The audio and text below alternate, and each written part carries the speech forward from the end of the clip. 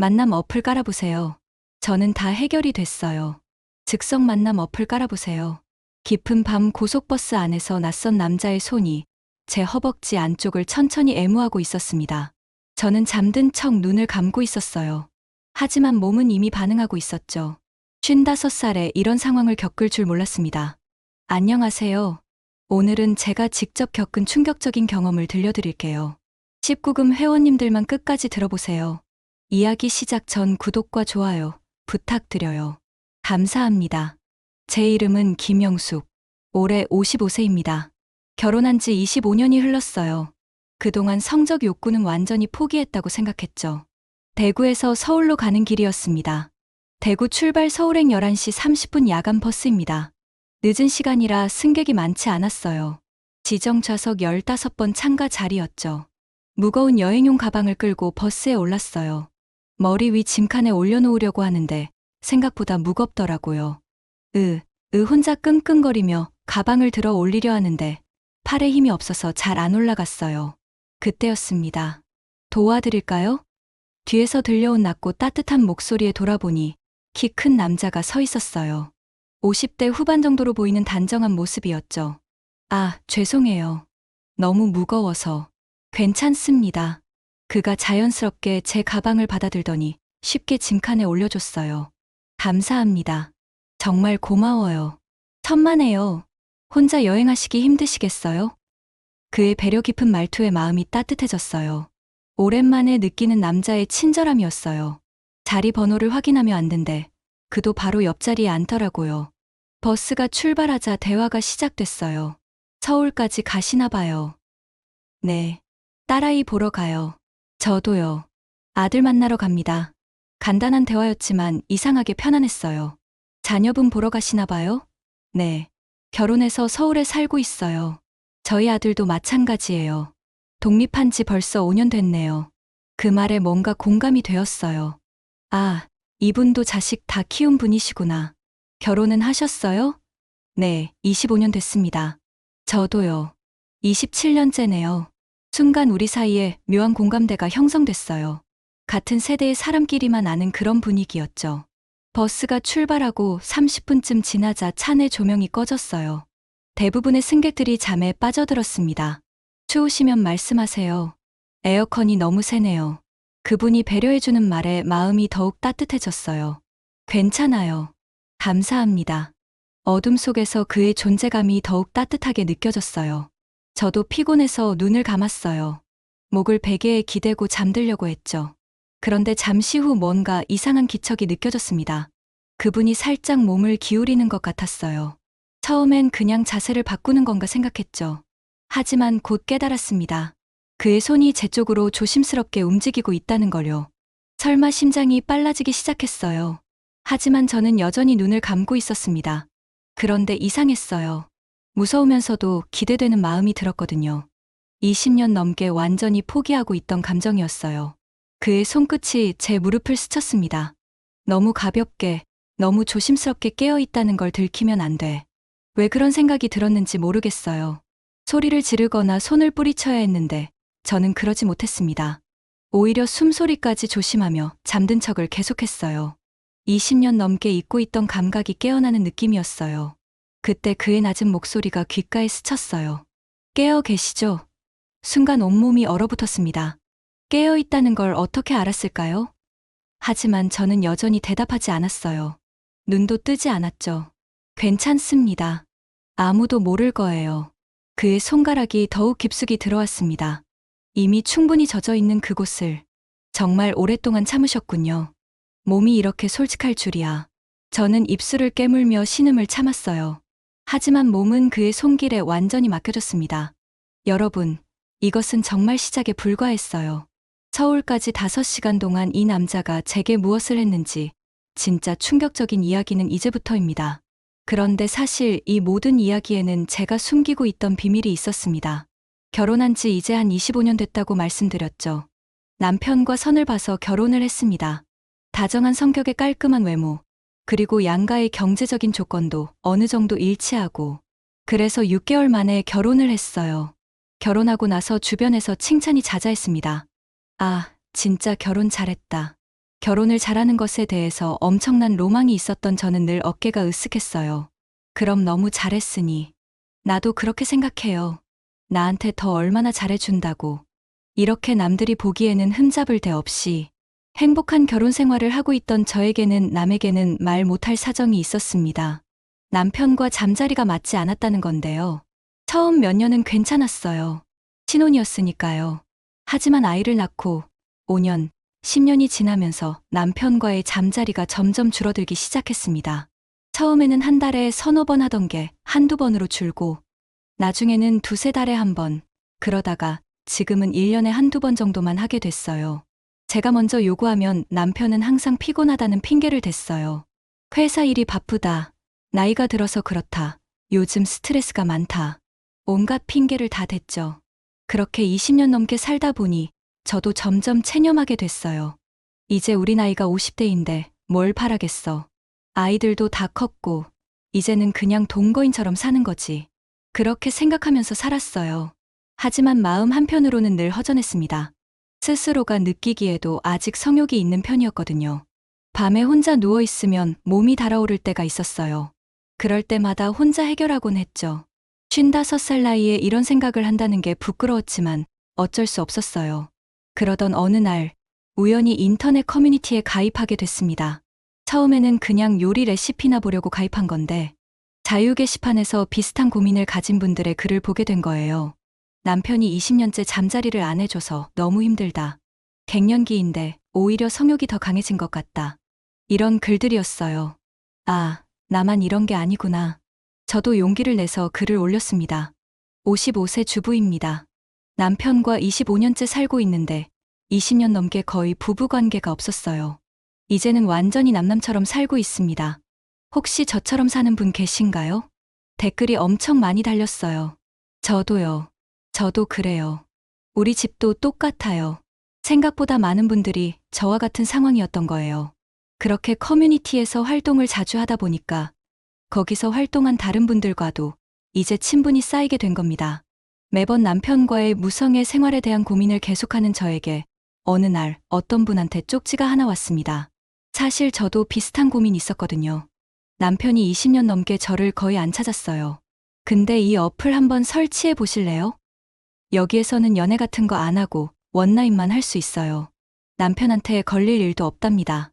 저 이거 써보고 인생이 달라졌어요. 이런 내용이 담긴 쪽지를 받게 되었습니다. 얘가 이런 깜짝 놀랄 만한 말도 안 되는. 내가 아무리 힘들어도 이 정도는 아니지. 55살 먹은 사람이 이런 짓을? 왜 이 사람이 진짜 이런 말을. 그 쪽지를 무시했습니다. 그런데 이런 욕구불만에 시달리는 날들이 계속되고 갑자기 자려고 누웠는데 머릿속에 그 쪽지 내용이 자꾸 생각납니다. 즉석 만남 어플 깔아보세요. 저는 다 해결이 됐어요. 즉석 만남 어플 깔아보세요. 침착하게. 이건 아니지. 정신 차려. 55살 먹은 사람이 무슨 짓이야. 이런 생각이 들다가도 자꾸 생각이 나니까 한 번만 살짝 해보자. 이렇게 생각하게 된 거예요. 그 어플 설치해보니까요. 정말로 원나잇 같은 걸 원하는 사람들이 있는 거예요. 40대, 50대, 심지어 60대 분들도 계시더라고요. 무서운 마음도 들었지만 왜냐하면 그 사람이 자기도 해봤다고 하니까 딱 한 번 해볼까 라는 생각이 머릿속을 지배하게 된 거예요. 그렇게 어플에서 한 남자분을 만났어요. 52세, 회사원이라고 하더라고요. 본인도 부인과 20년 넘게 잠자리를 안 했다고 했어요. 우리는 호텔에서 만났습니다. 그런데 20년 만에 남편이 아닌 남자와 그런 걸 해보니까요. 너무 만족스러웠던 거예요. 이런 게 있었구나. 내가 20년 동안 뭘 참고 살았나. 그렇게 한 번 빠지게 되니까 자꾸만 생각이 나는 거예요. 한 달에 한 번만 하던 것이 한 달에 두 번, 그리고 거의 매주. 이런 빈도가 되기 시작한 거예요. 남편은 제가 뭘 하는지 전혀 몰랐어요. 오히려 요즘 얼굴이 좋아졌다고 무슨 좋은 일 있냐고 물어보더라고요. 요즘 얼굴 진짜 좋아졌네요. 무슨 일 있어? 그냥 친구들이랑 등산 다니니까 건강해진 것 같아. 등산이라는 핑계로 한 달에 두세 번씩 그 남자를 만났어요. 남편은 의심도 안 했어요. 55살 아내가 바람을 피울 거라고는 상상도 못했겠죠. 역시나 여러분, 꼬리가 길면 잡히는 법. 어느 날 갑자기 모르는 번호로 전화가 왔습니다. 여보세요? 김영숙 씨 맞으시죠? 네. 그런데 누구세요? 저는 당신이 만나는 남자의 부인입니다. 순간 온몸이 얼어붙었습니다. 남편 핸드폰 확인했어요. 당신이랑 연락한 거 다 봤고요. 만난 것도 알고 있어요. 호텔 가신 것도 다 알아요. 어떻게? 아마 당신 남편분도 궁금하실 거예요. 제가 다 얘기할 거니까 지금 당장 만나세요. 안 그러면 당신 동네에도 다 소문낼 겁니다. 전화가 끊겼습니다. 손이 떨렸어요. 이럴 줄 몰랐는데. 어떻게 하지? 머릿속이 하얗게 변했습니다. 첫 번째 휴게소에 도착했을 때 저는 화장실로 피하듯 달려갔습니다. 거울 속 제 얼굴은 빨갛게 달아올라 있었어요. 55살 나이에 이런 표정을 짓고 있다니 찬물로 얼굴을 씻으며 생각했어요. 이제 그만해야 해. 하지만 마음 한편으로는 이상한 기대감이 있었어요. 20년 넘게 잠들어 있던 감정이 깨어나고 있었거든요. 화장실에서 나와 매점을 둘러보고 있는데 그가 제 뒤에 섰습니다. 커피 드실래요? 조용한 목소리에 깜짝 놀라 돌아봤어요. 아, 네. 감사합니다. 어색한 침묵이 흘렀어요. 뭔가 말을 해야 할 것 같은데 뭘 말해야 할지 모르겠더라고요. 그가 커피 2잔을 사고 벤치로 안내했어요. 나란히 앉으니 더욱 어색했죠. 죄송합니다. 너무 놀라셨죠? 그가 먼저 말을 꺼냈어요. 아니에요. 그런데 뭐라고 대답해야 할지 몰라 말끝을 흐렸어요. 제 이름은 박준수입니다. 58세고요. 서울에서 작은 사업하고 있어요. 갑작스러운 자기소개에 당황했어요. 저는 김영숙이에요. 대구에서 서로의 이름을 알게 되니 조금 편해졌어요. 결혼하셨다고 하셨죠? 네. 25년 됐어요. 저도 비슷해요. 27년 됐습니다. 순간 묘한 공감대가 형성됐어요. 아까 그 상황이 꿈만 같았죠. 영숙 씨 혹시 제가 너무 실례했나요? 조심스럽게 묻는 그의 목소리에 얼굴이 또 빨갛게 달아올랐어요. 그게 뭐라고 해야 할지 너무 아름다우셔서 그만 죄송해요. 그런데 이상했어요. 사과하는 그를 보니 오히려 아쉬운 마음이 들더라고요. 아니에요. 그냥 너무 오랜만이라. 제 말에 그의 표정이 밝아졌어요. 출발합니다. 버스 기사님의 목소리가 들렸어요. 우리는 서둘러 버스로 향했어요. 다시 같은 자리에 앉았지만 이번엔 전혀 어색하지 않았어요. 오히려 기대가 되었어요. 그의 손길이, 그의 속삭임이. 버스가 다시 출발하고 30분쯤 지나자 조명이 꺼졌어요. 이번엔 저도 준비가 되어 있었어요. 눈을 감고 그의 손길을 기다렸죠. 영숙 씨, 그가 제 이름을 불렀어요. 정말 오랜만에 들어보는 다정한 남자 목소리였어요. 네, 추우시겠어요. 담요 덮어드릴까요? 그가 준비해 온 담요를 제게 덮어줬어요. 그리고는 자연스럽게 담요 속으로 손을 넣었죠. 이번엔 더욱 대담했어요. 허벅지를 지나 더 위쪽으로. 정말 오랜만이시군요. 몸이 이렇게 반응하다니. 그의 속삭임에 온몸이 떨렸어요. 준수 씨, 처음으로 그의 이름을 불렀어요. 네, 영숙 씨. 이러면 안 되는 거 아닌가요? 왜 안 되나요? 우린 이미 어른이고 각자 결혼했지만 외로워요. 맞는 말이었어요. 우리에게 뭐가 문제가 될까요? 하지만 이런 곳에서 아무도 모를 거예요. 그리고 그의 손길이 더욱 깊어졌어요. 영숙 씨도 원하고 계시잖아요. 부인할 수 없었어요. 정말 원하고 있었거든요. 그 후 한 시간은 정말 꿈 같았어요. 20년 넘게 잊고 있던 제가 되살아나는 느낌이었어요. 하지만 다음 휴게소가 다가오면서 현실감이 밀려왔어요. 이 남자와 저 우리는 과연 어떻게 될까요? 두 번째 휴게소에서 우리는 말없이 화장실로 향했어요. 각자 볼일을 보고 나와서 자판기 앞에서 마주쳤죠. 목마르시겠어요? 준수 씨가 음료수를 사주었어요. 벤치에 앉아 마시는데 그가 조심스럽게 말했어요. 영숙 씨, 혹시 불편하시면 언제든 말씀하세요. 아니에요. 오히려 좋아요.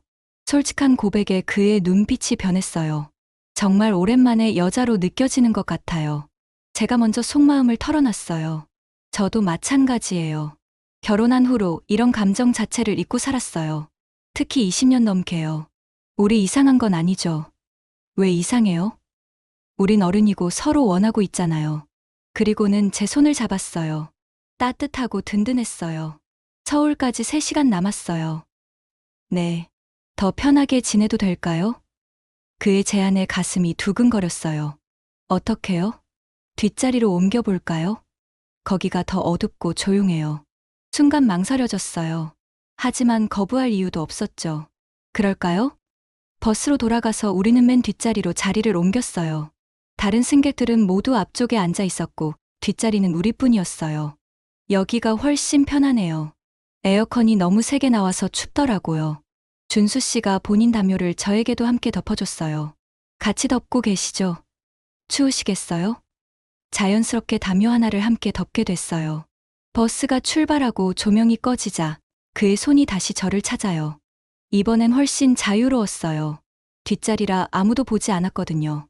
영숙 씨, 정말 아름다우세요.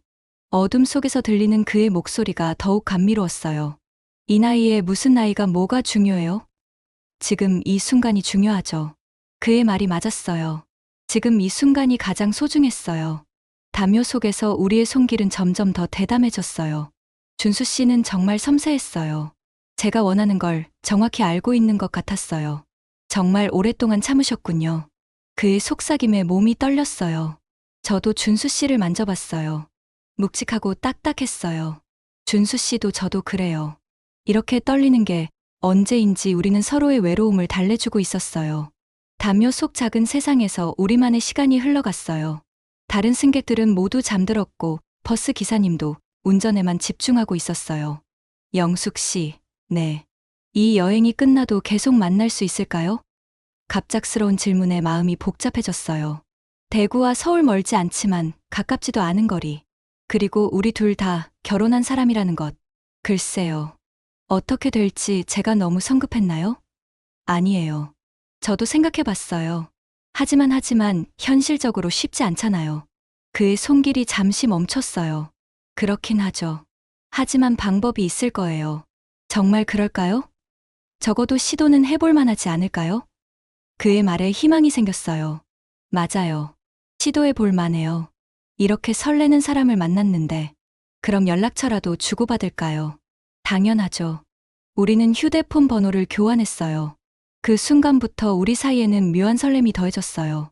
단순한 버스 안에서의 만남이 아니라 계속될 수 있는 관계라는 기대감. 하지만 서울이 점점 가까워지고 있었어요. 과연 우리의 이 감정이 현실에서도 지속될 수 있을까요? 담요 속에서 우리는 진짜 대화를 나누기 시작했어요. 영숙 씨는 어떻게 지내세요? 집에서 살림하고 가끔 동네 마트에서 아르바이트해요. 남편과는 잘 지내시나요? 글쎄요. 그냥 익숙해졌어요. 준수 씨는요? 작은 사업하고 있어요. 아내와는 그냥저냥이에요. 서로의 현실을 알게 되니 더 가까워진 느낌이었어요. 결혼 생활 힘드시죠? 가끔요. 다들 그렇잖아요. 25년이나 살다 보니. 준수 씨도요? 저도 비슷해요. 27년 살았는데 마지막 20년은 거의 남남처럼 살았어요. 그 말에 가슴이 아팠어요. 우리는 똑같은 외로움을 안고 살고 있었어요. 버스가 고속도로를 달리는 동안 우리의 손은 계속 맞잡고 있었어요. 영숙 씨 손이 참 부드럽네요. 감사해요. 이 나이에 무슨요. 정말이에요. 예쁜 손이에요.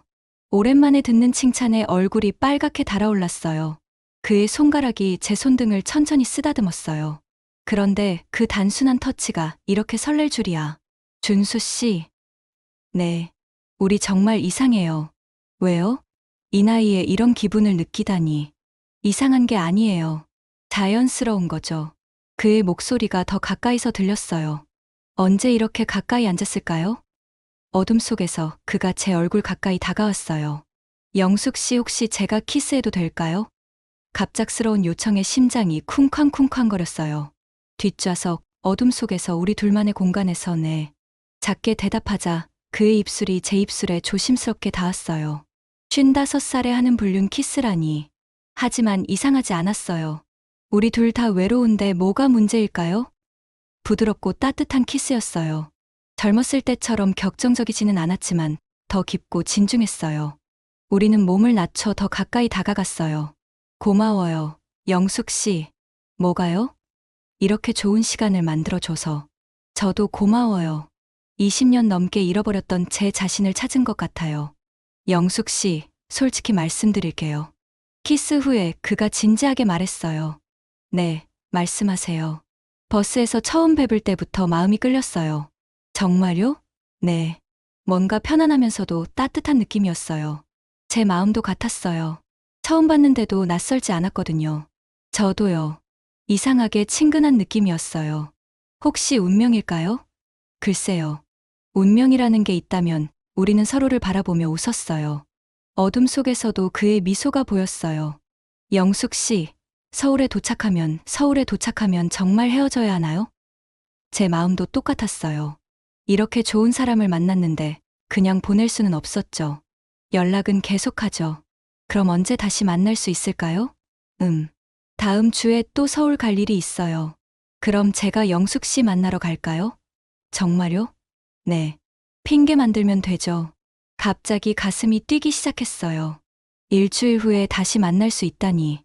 하지만 남편이 궁금해 하실 텐데 친구 만난다고 하시면 안 될까요? 그러게요. 그럴까요? 처음으로 구체적인 약속을 잡게 됐어요. 하지만 서울 터미널이 점점 가까워지고 있었어요. 이 달콤한 시간이 곧 끝날 생각을 하니 아쉬웠어요. 과연 현실에서도 이 감정이 지속될까요? 서울 도착 30분 전입니다. 버스 기사님의 안내 방송이 나왔을 때 제 가슴이 순간 무너져 내렸어요. 벌써요? 이렇게 좋은 시간이 끝난다고요? 준수 씨도 아쉬운 표정을 지었어요. 시간이 정말 빨리 갔네요. 그러게요. 5시간이 5분 같았어요. 우리는 서로를 바라보며 씁쓸하게 웃었어요. 영숙 씨, 정말 연락 계속할 거죠? 당연하죠. 이렇게 좋은 분을 만났는데 일주일 후에 꼭 만나요. 네, 약속해요. 하지만 마음 한편으로는 불안했어요. 현실로 돌아가면 이 감정이 계속될까? 버스에서의 이 특별한 시간이 꿈만 같을 텐데. 혹시 후회하지 않으실 거죠? 준수 씨가 조심스럽게 물었어요. 후회요. 왜요? 오늘 밤을 너무 성급했나 싶어서. 저는 고개를 저었어요. 여러분은 변태 같다고 느끼시나요? 아니면 범죄라고 느껴지시나요? 전혀요. 오히려 감사해요. 감사하다니. 20년 넘게 잃어버렸던 제 자신을 찾은 것 같아요. 정말 그랬어요. 오늘 밤 준수 씨를 만나면서 저는 다시 여자가 된 기분이었어요. 저도 마찬가지예요. 결혼한 후로 이런 기분 처음이에요.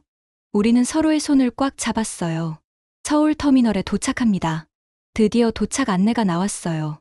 승객들이 하나 둘 일어나서 짐을 챙기기 시작했어요. 우리도 자리를 정리해야 했어요. 핸드폰 번호 다시 한번 확인할까요? 준수 씨가 휴대폰을 꺼냈어요. 서로 번호를 저장하고 시험 삼아 전화도 걸어봤어요. 잘 저장됐네요. 그럼 내일 문자 드릴게요. 네, 기다릴게요. 버스가 완전히 정차했어요. 사람들이 줄을 서서 내리기 시작했어요. 우리도 일어나야 할 때였어요. 준수 씨, 정말 고마웠어요. 저야말로요. 정말 좋은 시간이었어요. 짐을 챙기고 버스에서 내렸어요. 터미널 로비에서 우리는 잠시 멈춰섰어요. 그럼 일주일 후에요. 네, 꼭 만나요. 조심히 가세요. 영숙 씨도요. 각자 다른 방향으로 걸어가기 시작했어요. 몇 발자국 걷다가 뒤를 돌아봤어요. 준수 씨도 저를 바라보고 있었어요. 서로 손을 흔들어 인사했어요. 택시를 타고 집으로 가는 길 계속 준수 씨 생각이 났어요. 정말 꿈 같은 밤이었어요. 55살에 이런 일이 생길 줄 몰랐어요. 집에 도착해서 문을 열고 들어가니 남편이 소파에 앉아 TV를 보고 있었어요. 다녀왔어. 왜 이렇게 늦게 왔어? 버스가 좀 늦었어. 고생했다. 빨리 들어와서 쉬어. 남편은 제 얼굴도 제대로 안 보고 TV만 보고 있었어요. 그 모습을 보니 마음이 복잡했어요. 25년을 같이 살았는데 이제는 정말 남남 같아. 오늘 얼굴이 좀 다르네. 남편이 갑자기 말했어요. 네. 뭐가요? 밝아 보인다. 좋은 일 있었어? 순간 당황했어요. 그냥 오랜만에 딸 보고 와서 그래요. 그런가 보구나. 남편은 더 이상 묻지 않았어요. 하지만 저는 알고 있었어요. 정말 좋은 일이 있었다는 걸. 그리고 일주일 후에 더 좋은 일이 기다리고 있다는 걸. 과연 준수 씨는 약속대로 연락을 해줄까요? 그런데 3일 후였습니다. 갑자기 모르는 번호로 전화가 왔어요. 여보세요? 김영숙 씨 맞으시죠? 네. 그런데 누구세요? 저는 박준수 씨 부인입니다. 순간 온몸이 얼어붙었습니다. 남편 핸드폰 확인했어요. 당신이랑 연락한 거 다 봤고요. 만난 것도 알고 있어요. 어떻게? 저도 당신 만남 어플하는 거 다 알아요. 호텔 간 것도 알고요. 제가 다 조사했어요. 지금 당장 돈 가져오세요. 안 그러면 당신 남편한테도 다 얘기할 거고, 동네 사람들한테도 다 알릴 겁니다. 전화가 끊겼습니다. 손이 떨렸어요. 이럴 줄 몰랐는데. 어떻게 하지? 머릿속이 하얗게 변했습니다. 그 부인은 계속 전화를 했어요. 협박도 하고, 돈을 요구하고, 맨날 혼자 고민하고, 점점 괴로워하다가 안 되겠다. 남편한테 솔직하게 말해야겠다고 결심했습니다. 돈을 가져오지 않으면 무조건 남편한테 얘기하겠다고 협박까지 시작했거든요. 더 이상 숨길 수 없었습니다. 그날 저녁 남편이 퇴근하고 들어왔을 때 저는 거실에서 기다리고 있었어요. 여보, 할 말이 있어. 뭔데? 진지하게 얘기 좀 해야 할 것 같아. 남편이 소파에 앉았어요. 사실은 지난주에 딸 보러 갔다고 했던 거 그게 제 목소리가 떨렸어요. 사실 저 누군가를 만났어요. 남자를요. 남편의 얼굴이 굳어졌어요. 버스에서 우연히 만난 사람인데 그냥 한번. 너 지금 무슨 소리 하는 거야? 미안해. 내가 진짜 미쳤나 봐. 그런데 그게 아니라 사실 그전에도 만남 어플로 다른 남자를 만났어요. 여러 번.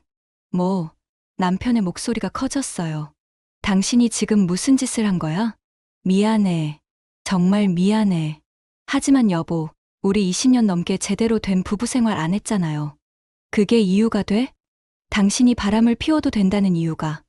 아니, 그게 아니라 남편의 얼굴이 불그락불락했어요. 지금 내 탓을 하는 거야? 내가 못해줬다고? 아니에요. 제 잘못이에요. 하지만 저도 너무 힘들었어요. 25년 동안 당신 옆에 있었지만 20년은 정말 외로웠어요. 남편이 아무 말도 하지 못했어요. 그리고 그냥 방으로 들어가 버렸어요. 남편은 3일 정도 정말 방에만 있었어요. 나오지도 않고 밥도 안 먹고 저는 매일 문 앞에서 빌었어요. 미안해. 정말 미안해. 내가 정신이 없었어. 제발 한 번만 용서해줘. 이혼하자고 하면 어떡하지? 3일째 되는 날 밤, 남편이 방에서 나왔어요. 앉아봐. 조용한 목소리였지만 무서웠어요. 솔직하게 얘기를 해줘서 뭐라고 해야 할지 모르겠네. 여보, 나도 지금 너무 충격적이야. 25년을 같이 살았는데 당신이 이런 짓을 했다니 정말 미안해요. 하지만 일단은 저쪽에서 우리를 협박하는 거 해결을 하고 그 다음에 우리 문제는 차차 풀어나가자. 이혼은 안 하실 거예요? 글쎄, 지금은 모르겠어. 일단 협박 문제부터 해결하자. 남편이 인터넷으로 알아본 거였어요. 그래서 저희는 궁금한 점이 있습니다. 첫 번째로는요. 그 상대방 남자의 배우자가 저에게 소송을 제기한다고 하는데 생각해보면 우리 남편도 그쪽 남자한테 소송을 제기할 수 있지 않을까요? 맞소송이 가능한지 궁금합니다. 두 번째, 그 남자와 관련된 증거는 제가 거의 가지고 있지 않은데요. 이런 상황에서 남편이 그 남자한테 소송 진행이 가능할까요? 첫 번째, 맞소송 가능할까요? 네, 가능합니다. 맞소송이라는 정확한 명칭은 없습니다. 하지만 상대방이 나에게 고소 또는 소송을 걸었을 때 나도 맞대응한다는 의미로 맞고소, 맞소송이라는 단어를 사용합니다. 우리 사건 같은 경우에는 상대방 남자의 배우자가 우리에게 상간녀 소송을 제기할 수 있습니다. 또 우리 남편도 그 남자가 제 배우자임을 알면서도 만났다면 소송을 제기할 수 있습니다. 소송은 가능하다고 생각하시면 되겠습니다. 그런데요, 맞소송은요, 소송 자체로 진행되는 경우도 있지만 원만한 합의를 위해 전략적으로 진행되는 경우도 있습니다. 저쪽 부부도 혼인 생활을 유지하고 우리도 혼인 생활을 유지한다고 하면 소송을 넣어도 변호사를 선임하고 각자 별개로 선임해야 됩니다. 비용 지출이 너무 많다는 거죠. 이런 사실관계이기 때문에 결론적으로 위자료 액수는 비슷하게 나올 거예요. 양쪽 다 의미 없는 지출이 될 수도 있거든요. 그래서 양쪽 다 혼인을 유지하고 있고 서로 배우자의 부정행위를 알고 있는 상황이라면 우리 남편도 당신의 불륜을 알고 있다고 하니까 그쪽도 우리에게 소송 걸지 말고 합의를 해서 조용히 끝냅시다. 전략적으로 비용을 감축시키기 위한 방법으로 사용되기도 한답니다. 두 번째, 저희는 증거가 별로 없는데 소송이 가능할까요?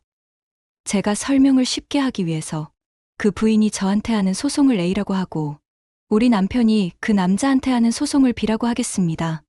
A 소송, B 소송. 소송 당사자는 서로 다릅니다. 그런데 이 두 소송은 모두 하나의 사실관계에서 나온 거죠. 저와 그 남자가 만난 사실을 가지고 소송이 진행되는 거잖아요. 그렇다면 A 소송에서 이런 증거를 제출할 겁니다. 그 부인이 저와 그 남자가 만난 사진, 호텔에서 만나기로 한 약속을 잡았다는 캡처 사진 제출. 자, 그렇다면 이 증거는 제가 그 남자와 만났다는 걸 입증하는 증거가 되는 동시에 남편의 소송에서 우리 남편이 그 남자가 제 배우자임을 알면서 적극적으로 약속을 잡아서 만나서 부정행위를 했다고 입증하는 증거가 되기도 하잖아요. A 소송에서 제출된 증거를 가지고 B 소송에서 동일하게 증거로 제출이 가능하게 되는 것입니다.